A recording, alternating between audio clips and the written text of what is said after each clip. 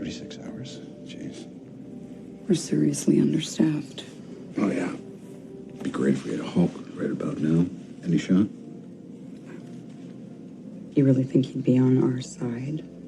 No. I have an idea. Me too. Where's yours? Downstairs. Where's yours? Not every situation calls for the whole team, but even the likes of Black Widow, Natasha Romanoff, and Iron Man, Tony Stark, feel it when there aren't enough of them to handle the job, like in this scene from 2016's Captain America: Civil War. Staffing plans are important for all kinds of businesses, including, apparently, the superhero business. But in the contact center world, instead of super soldiers, Nazis, and politicians to worry about, workforce management professionals must deal with call arrival patterns, average handle times, shrinkage, and so much more to ensure that customer interactions are handled in a timely manner. WFM, or workforce management, may not have the excitement of a Marvel movie, but if you ask Irina Mateeva, it's definitely not boring.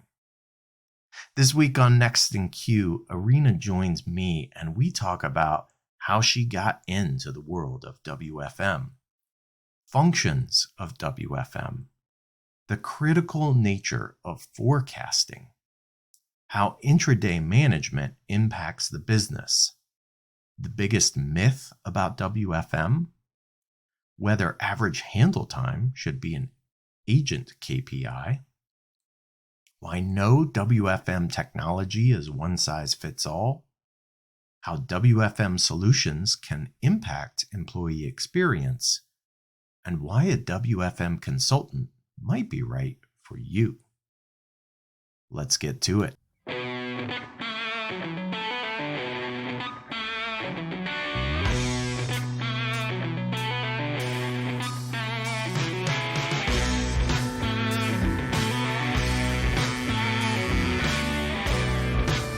Welcome to Next in Queue, the podcast for contact center and customer experience professionals. Next in Queue is brought to you by Happy 2 Vision. Eliminate blind spots and see right through every conversation with Happy 2 Vision. Learn more at happitu.com. Now, here's your host, Rob Dwyer. Irina, thank you for being Next in Queue. How are you? First of all, thank you for the invitation. I'm really well. I've been a fan of yours for a long time, so I'm doing pretty good having to talk to you today. Well, I appreciate that. Today, we're going to talk about a topic that some people may go, ooh, Rob, that sounds a little boring, but it's not boring. Yeah, see, exactly. That look on your face. For those of you who are not watching the video version of this, you should see the look that Irina just shot me when I said some people might find it boring. And I stand by that, but we're not going to let it be boring today. We're going to talk about workforce management. You are the founder of Right Now WFM. But before we talk about it, I want to know, how did you get into WFM? Because that is not something, much like contact centers in general, that is typically not something that someone goes when they're, in school, they think, gosh, when I grow up, I want to work in WFM. That's just not a thing, I don't think. So how did you get into it? Yeah, you're absolutely right. And it's not boring. So if anyone ever thinks workforce management is boring, come my way. I'm going to explain you different. But as you mentioned, Rob, I absolutely stumbled upon workforce management planning by accident. I changed jobs and I started working in a contact center in the planning department. And quite quickly, I fell in love with it because, all of those moving bits and pieces and the logic behind everything, there's quite a lot of numbers. I agree that might be considered the boring part for a lot of people. But what people don't maybe see is there is quite a lot of communication and interaction and engagement internally in the organization that's happening. And often the technical part is even less important, I would say, than building those relationships within the organization. So I started moving between different functions. I became a forecaster. I started doing intraday management. I became a manager. And then eventually I went into consultancy. And I was working for a global project for IKEA for quite some years. I think it was around 4 years. And then I switched to a vendor. So I worked for the vendor side for a year and a half before I decided it's time. I have to do it. It's a passion of mine. I really want to go on my own and be able to help any way that I can, absolutely unfiltered. That's quite the journey. I want to actually dig into some things that you just mentioned because I want to talk about what goes into WFM. And so you talked about a few of the functions there. I think for some people, they think of it as just one thing, and it's really not. There are a lot of different functions within the umbrella of WFM. So let's just start with forecasting. Tell me about forecasting and what makes it a challenge and what makes a really good forecaster. So how much time do we have? Do we have like 4 days? I'm not sure, but we have enough time to at least we can get the basics in, I think. Okay. Starting with the basics, quite a big amount of data is going into forecasting. So what we're actually trying to do is to predict at what times customers are gonna reach out to us and interact with us, how long it would take us to be able to handle the customer inquiries, to support with their questions, to help with their concerns or issues. And we're trying to understand how many people we would need in the organization to be able to handle that amount of work. Now, as I said, there is a lot of data that goes into it. We're trying to understand on interval level for every day of the week, for every month. We're gathering the data sometimes for a year, for 2 years in order to make those predictions. But what we're also trying to do is to gather every sorts of events that might impact our business. And you might think about it as marketing events. Sometimes the weather can influence how people are reaching out to you and how many people are reaching out to you. So all of that data in combination represents a workload, what we refer to the amount of work that we need to handle in order for us as a business to serve our customers. Yeah, one of the things that you talked about that is I think people forget about is things that impact the business impact the volume. So for instance, I just put a post out today. I'm a T-Mobile customer as one of the big wireless carriers here in the United States. And I've been on the same plan for the last 10 years. And I know that this month they're going to make me call in to opt out of going to a different plan, right? And so this is a business decision that will most certainly change their volume because they're going to have a lot more customers calling in because they have to call in if they don't want this new plan, right? So that's a business decision. It's really easy to plan for. And you have probably a pretty good gauge with the right amount of data of how many customers are impacted and how many customers do we think are going to actually call, right? What's the rate of customers that are going to bother calling us? And so we can plan for that. Then you talked about weather. And I think this is something that people don't think a lot about. And it may depend on your business. But a long time ago, we supported a customer that did extended stay. They were kind of like a hotel, but you would rent them a week at a time. Mm-hmm. And hurricanes, when they would come through the US, all of a sudden the business would go through the roof because people were leaving their homes because a hurricane was coming and they were looking for a place to stay that was relatively inexpensive. And so for us to rely on the forecast based just on historical data was worthless.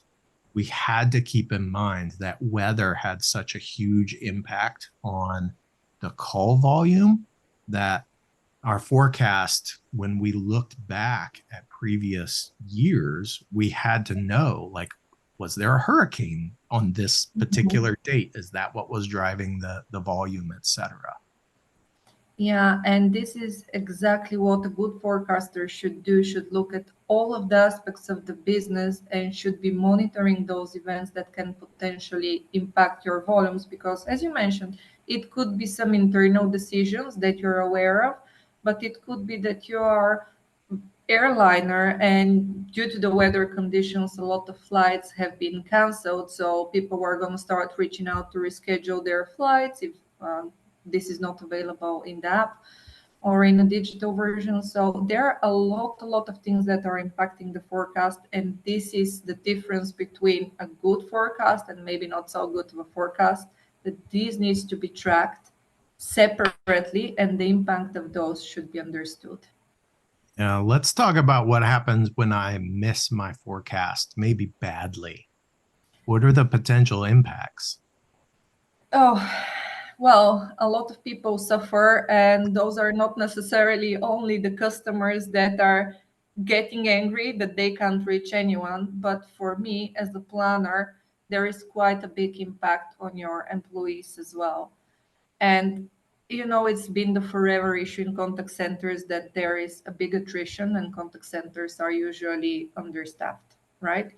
So agents or advisors on the phone are already under a lot of pressure. It's a heck of a difficult job to be on the phone and to deal with customers. You have to deal with angry customers. You have to deal with your performance, with your schedule adherence.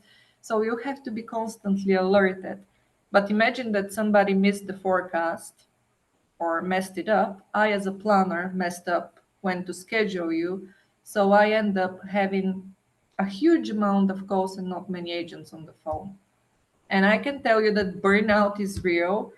The the time between the calls is less, sometimes it's non-existent, and the tension is gonna be a lot.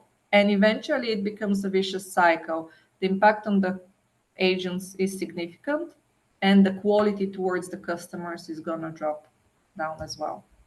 Yeah, absolutely. The podcast name derives from partially, right, my experience as an agent. Like when you're in queue, meaning that calls are stacked up and waiting from an agent perspective, it's not a fun day. Like you just know, not only am I not going to get a breather in between calls or chats or emails, right? Because they just keep coming in, and there's no moment to just take a breath.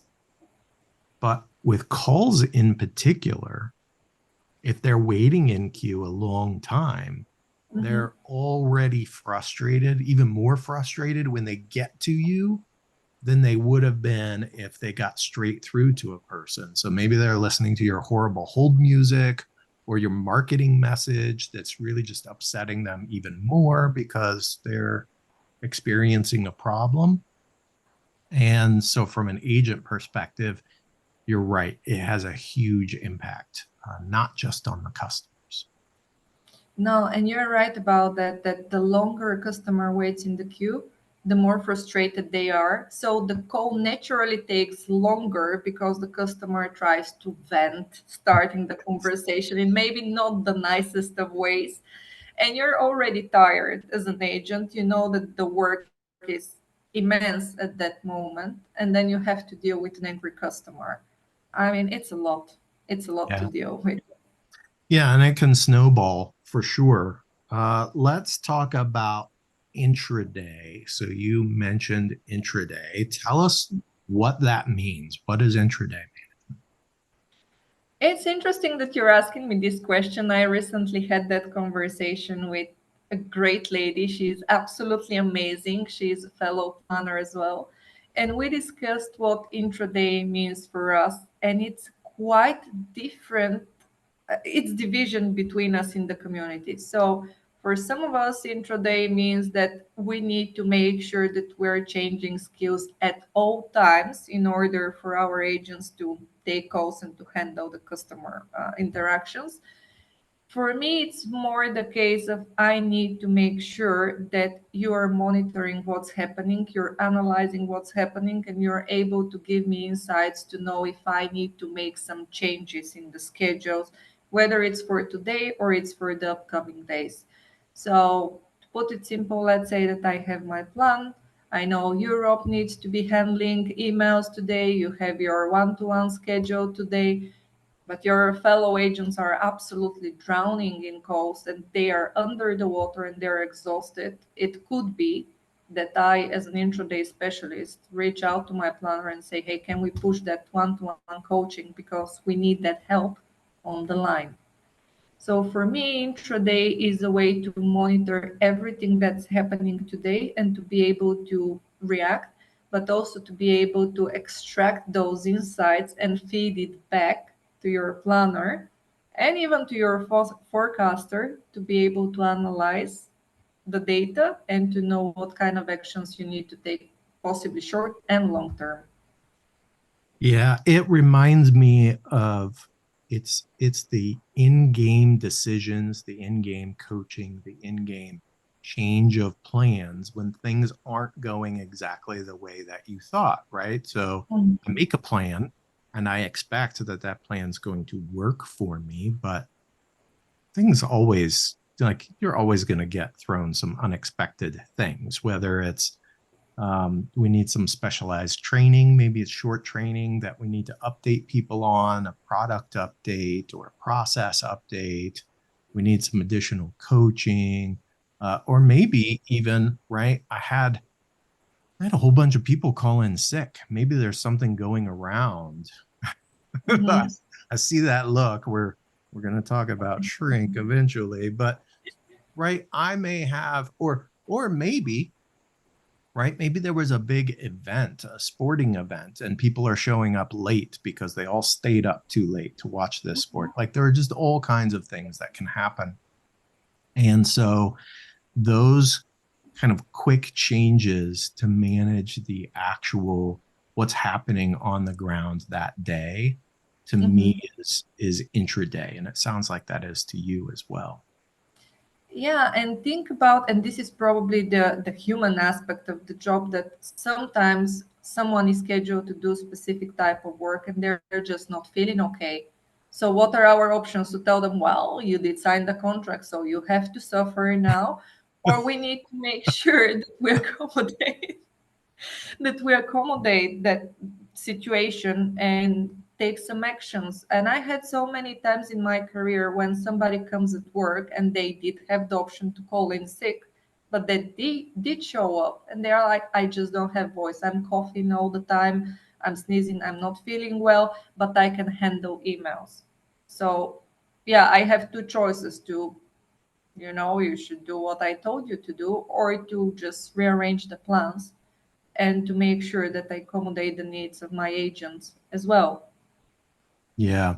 I just had a conversation with one of our partners, and their people are in the medical field, and sometimes in answering questions about certain medications, they can have some really challenging calls, right? They're dealing with people that may not be able to afford a medication, or they're struggling, and some of those calls can be very emotionally taxing. And so there are times when you just want to say, hey, you know what? I can tell that you had a really rough call. That was a challenging call. Go take a quick 5-minute break, even though that's not on the schedule, right? You weren't scheduled for a break. Maybe you already had a break, but I know that for you to perform at the level that I need you to perform, I need to give you a minute. And those are the kinds of quick changes that we can make intraday. I am so excited that you mentioned this one because I'm quite passionate about criminology of all things. I'm listening to crime podcasts every single day. And a lot of times I'm listening to 911 calls because I'm also Yeah. interested in how agents are actually handling those calls. And I'm just thinking, one of these calls is absolutely going to drive me to the wall, probably because they are difficult, they're time sensitive. You get one thing wrong and somebody might die, right? Mm-hmm. So you're working under a lot of pressure already. And if we're not able as planning teams to react or to give you the breather, can you imagine handling those calls one after another? And you're dealing in all sorts of situations. You're dealing with victims of domestic abuse. You're dealing with victims of crime. I can't imagine that we're just not gonna take that impact and we're not gonna react from planning perspective to it. It's just, can you imagine being that person on the phone reaching out and then the agent is like, sorry, I can't at the moment. Right.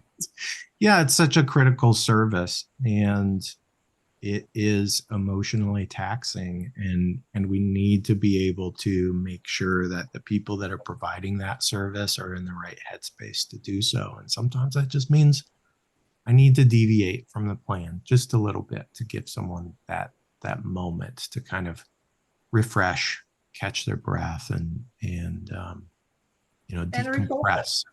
Yeah. Absolutely. Fully agree with that. I want to know, we've talked about a few things here, but what do you think the biggest myth about WFM is? Oh, that it's boring. Yeah, first of all, with this one. Yeah, first of all, that it's boring. And I know that we're talking maybe a lot about data here, but for me, that's the second myth. Data is great. We can't do without data, but there is so much that goes into it behind the scenes. You need to be able to engage your agents, your team leads, your operations manager, contact center manager if you're working in a contact center, and you need to be able to explain numbers in a story and explain how that story impacts the business, your targets, your cost, your revenue.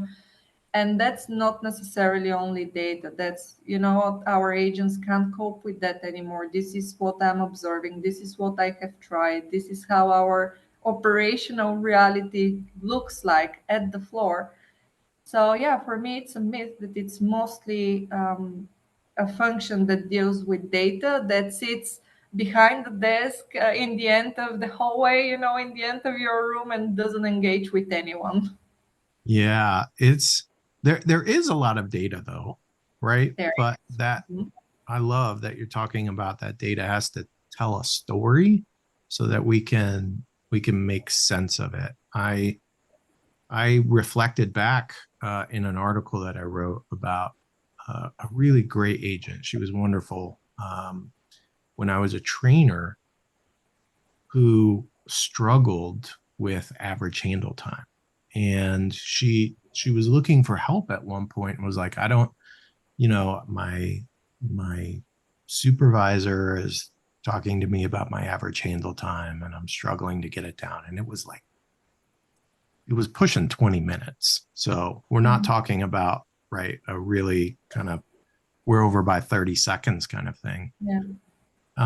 But she was super proactive with her customers, right? Just went through everything. And I'm sure all of her customers loved her. But at the time, I struggled to be able to explain to her why handle time was important. And while I don't think handle time is necessarily the most important KPI, it does have an impact on the business when you have an expected kind of range of handle time, and then you've got a few agents who are really way far out of that range because they throw the whole forecast out. If you're expected to support X number of customers per hour and instead you get 2, like, we needed another person because you're taking so long to deal with these customers. And I think being able to when I looked back, I was like, wow, I wish I could have told this story to her to explain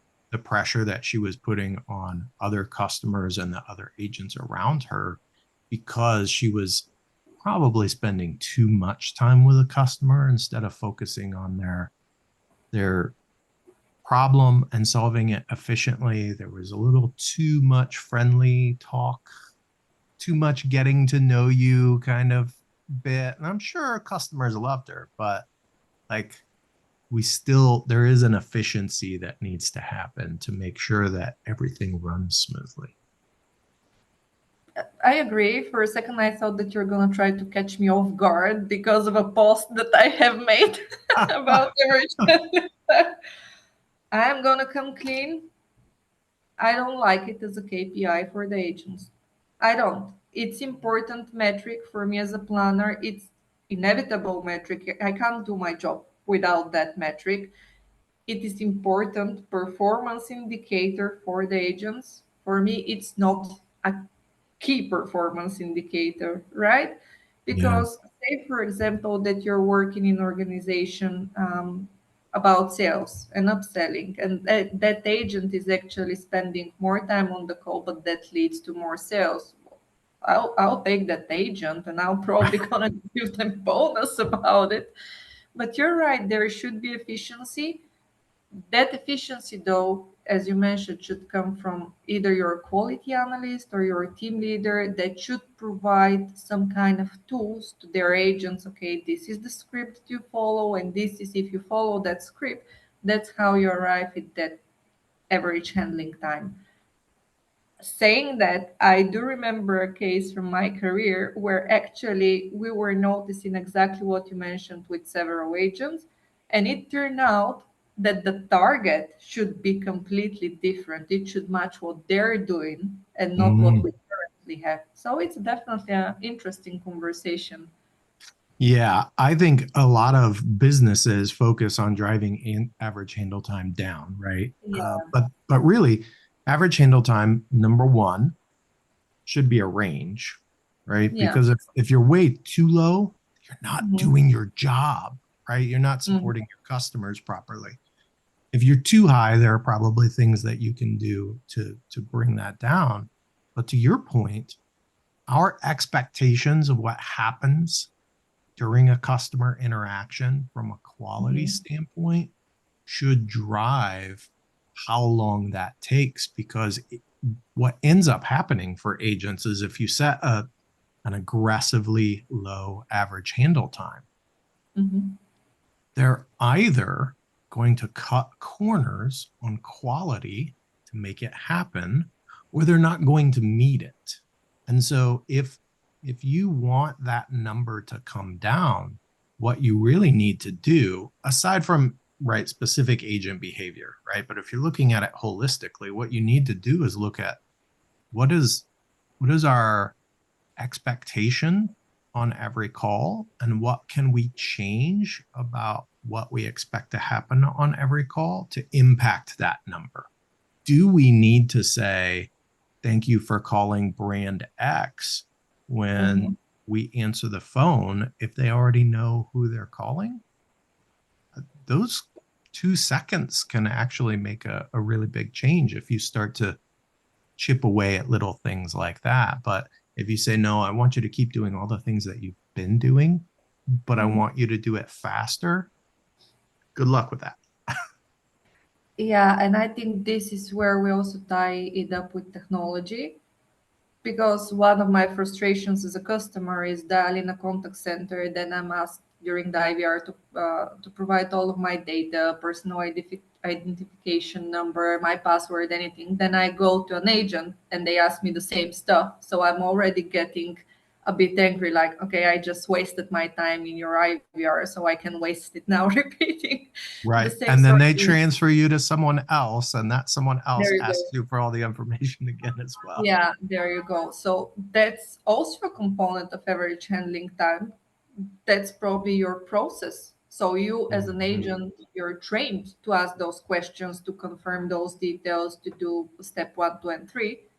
And that's how you arrive to a wrong baseline to start off with.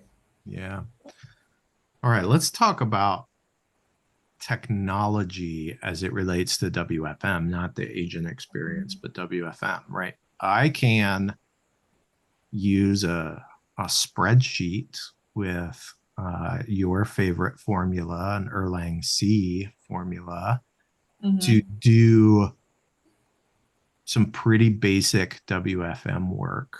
When do I, as an organization, need to say that's no longer sufficient and I need to look at a solution that does all the things? It's a very interesting question. I would say that it depends on your size and your complexity as organization. Because I would argue if you work in a very, very complex organization where you need to have a lot of flexibility, when you have different set of rules that can potentially impact the time that you're spending creating a basic schedule, maybe it's worth already to invest in a WFM tool. Having that said, if you don't have a lot of complexity, if you only deal with fixed schedules, if you are having very little size of your organization, maybe you can continue doing what you're currently doing in the spreadsheets. It's definitely a conversation about what is it that you want to achieve. Are you in a growth trajectory? Are you expecting to recruit 50% more? Are you expecting to give more flexibility in your schedules? Do you want to track schedule adherence that you're not able to track in Excel? So it also depends what kind of flexibility do you want to provide to your agents. Do you want them to be able to request vacations automatically, to swap their shifts? So those are the questions that can potentially lead you to want to invest into a WFM solution. Yeah, all of those things, right, eventually kind of grow together, and the complexity will at some point get to a point where you go, it'd Mhm. be it's worth the investment because I'm spending so many man hours doing this manually, or spending time doing approvals and saying, yes, you can take PTO, or yes, you two people can switch schedules. That works relatively well in a smaller organization without fancy tools. But at some point, you may need the fancy tools. Absolutely. And to add to this one, we should never underestimate the possibility of mistakes. And if those mistakes are reflected into your payroll as an agent, for example, because somebody just created wrong file or something didn't get saved, whatever kind of situation is. Or for example, you didn't save your file which reflected the hours that you're sending to your clients, so they actually are paying you more than they should, and they start arguing about the hours that you're sending them. All those kind of things you need to consider, because with WFM solutions it's rather safe. You have that flexibility to check who is updating what, when was the last saved version, and it's easier to cross check that information. Yeah. One of the things that I think we probably underestimate is the value that a really good WFM solution for my organization Mhm. has on employee experience. Can you talk about that a little bit? I have worked with solutions that are expensive solutions, so they're already costly for organization, but also for the planners as user, they end up wasting more time doing workarounds to try to get that solution to do what it should be doing at the first place. Now, when you start going into that direction, that means that this is translated in more effort for the agents as well. So at some point, you kind of wonder, do we need WFM solution, or is that the right WFM solution for us? Mhm. The problem is that when you're at this point, usually the senior stakeholders don't necessarily want to invest in a different solution. They want you to keep on trying to make it work, and then eventually it goes wrong for everyone. But if you make your groundwork, and I am preaching for people, if you want a good WFM solution, ask the vendor to do a custom demo for you, ask them with your exact criteria, your exact requirements and data to show you how it would work in your environment. because it's unrealistic to think that you're gonna buy the licenses, you're gonna implement the WFM solution, it's not gonna work, and next month somebody is gonna tell you, yeah, let's just try another one. Don't worry about it. We just wasted so much money, but it's fine.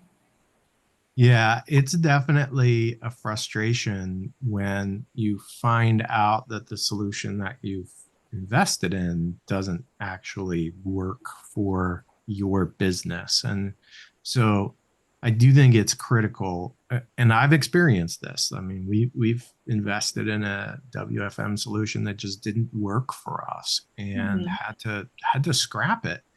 And there's a lot of work that goes into that implementation and trying to get it to work, only to say, well, it doesn't actually work, so we're just going to go back to what we were doing before.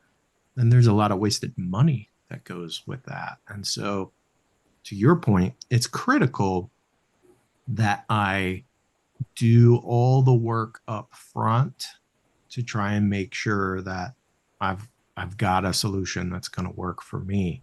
But then there's the other option is I could talk to an expert about it who maybe could help me through that process. Is that what you do? That's exactly what I do. So for any help about, I'm trying to sell myself now. For any help about implementation, reach out to Irina. Yeah, that's absolutely true. Sometimes it is seen wrongly, in my opinion, as a cost involving consultancy on top. But consultants are the one who have seen basically everything from different organizations, and are not biased towards a certain Right. solution, and they can tell you the best practices that are going to be relevant, and that's very important for your specific case. Because I really really hate as a consultant when somebody starts talking to me about the right solution and there is only one solution that they know of, that's the only thing, or about best practice and this is the only practice that they have ever done. Every organization is different, people are different, they're in a different spot in their career at the Mm. moment. So you need to be able to react to that and to see, okay, we can do it this way, we can do it that way. This is what that solution is going to help you with. But regardless of the solution, one thing that I'm always saying, if you do not have a good process behind it, solution is not going to help you. It's going to waste your money. And I'm sure, Rob, you have heard the expression garbage in, garbage out when we're talking Yeah. about solution. That it is reality. The solution can only do as much. It's a tool that it can either drive good results or it can drive terrible results, but you're in the driving seat, right? Yeah, absolutely. And I think it's, to your point, one size does not fit all, right? I'm in the technology business and I know who our ideal customers are and who customers are out there that even if they came to me, I would say, well, we're probably not the best fit for you. But not every provider thinks like that. A lot of providers just say, yes, I will take you on as a customer, even if we're not a good fit for you. But a consultant is that person in the middle who can say, look, I've seen an organization like you try to use this tool and it didn't work. But I've also seen an organization that is similar use this other tool and it worked really well. And here's why. And right, the tool itself, here's what you need to do up front to make it work for you. Because like any other technology, you just don't just plug it in and say, whoo, everything's great. There's still some work behind it. Yeah, and this is the great part about consultants, that they can prep you and they can tell you what do we need to look out for. Because if you have never worked with WFM tools, if you don't know necessarily how vendors are behaving or what are the things that you need to watch out for, a consultant can tell you, hey, check this one, check this one, check this one. And this is experience that's invaluable in this stage of your journey. Yeah, absolutely. So we didn't talk about shrink, but I do want to just quickly touch on some of the metrics that go into WFM. And there are a lot of them. Can you pick one or two metrics that you think people don't understand very well and help us understand them a little bit better? Well, you mentioned it already. Shrinkage is definitely one of them. There are a lot of problems in a lot of organization with shrinkage not being understood. For one, not all of the categories that go into shrinkage are necessarily either understood or tracked and applied in your calculations. I have worked with organizations that did not think breaks are part of your shrinkage. And I am actively trying to explain, you know what, everything that's not related to your customers is shrinkage. And it's not necessarily a bad thing. People need to have their breaks, but that means that you're going to have less people at this moment able to handle your customers. That's all that we need to track and make sure it's understood. But definitely not a lot of organizations knows everything that goes into shrinkage, and it's such a vast category. It goes from technical issues to breaks to vacations, absences, lateness. Somebody just yeah, abuses with the personal breaks, for example. That definitely it's something that should be looked into. Now, the other thing that just jumped to my mind is because we talked about average handling time. One thing that I would say is more valuable to me when you're tracking it to compare the handle time versus your after call work, right? Mm, Because somebody can still be in target, but if their talk time to a customer is 10 seconds and their after call time is 15 minutes, there's definitely something wrong. And this is one thing that I don't see it tracked very often. yeah, those sub metrics Mhm. can be really enlightening when you dig into them. And if you're not digging into them, you can be missing some bad agent behavior, or you could be missing technical issues that are creating problems. Today, in the contact center world, because we have cloud solutions and because we are post COVID, or kind of, uh, Mhm. we have a lot more agents who are working at home, right? And Mhm. so the technical issues that agents experience at home can vary much more widely than the technical issues that they experience within the contact center. If we had some internet issues in the contact center, it's really easy for us to know that because it affects everyone. You and Mhm. I were just talking about Wi-Fi issues before we hopped on and started recording, and certainly those connectivity issues at an individual agent level can cause problems, and not necessarily problems that the agent understands that it's connectivity that's causing it. And so they may not bring it up to their supervisor to say, hey, I'm having issues today, even though that's what's driving the problems. They may think people are just hanging up on me today for some reason, or Mhm. I'm getting a lot of calls where nobody's there today for some reason. And an agent may just dismiss that. When we're able to dig into the submetrics and identify outliers, that's when we can figure out what's really going on and hopefully solve for that.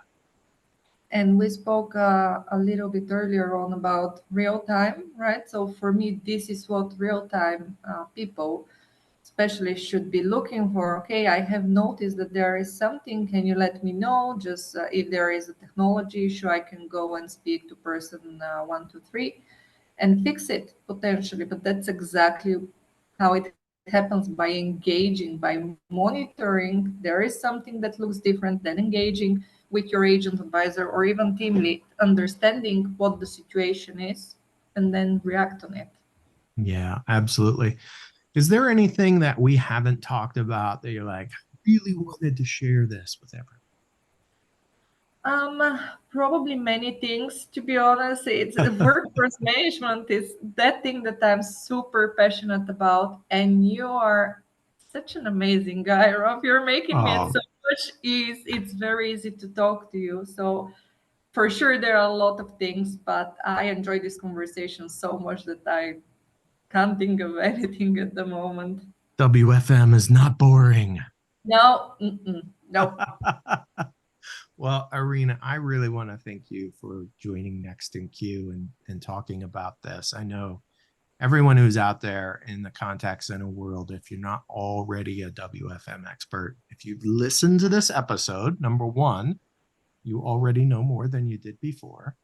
And if you need help with your WFM, whether you're looking for a new solution or maybe you just want some advice or you want to find out, hey, are we doing this right? Talk to Irina. You can find her on LinkedIn. We are absolutely going to have a link to that in the show notes. And reach out, give her a shout.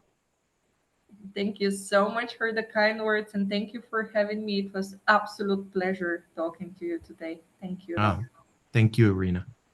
Next in Queue is brought to you by Happy To and is produced by me, Rob Dwyer.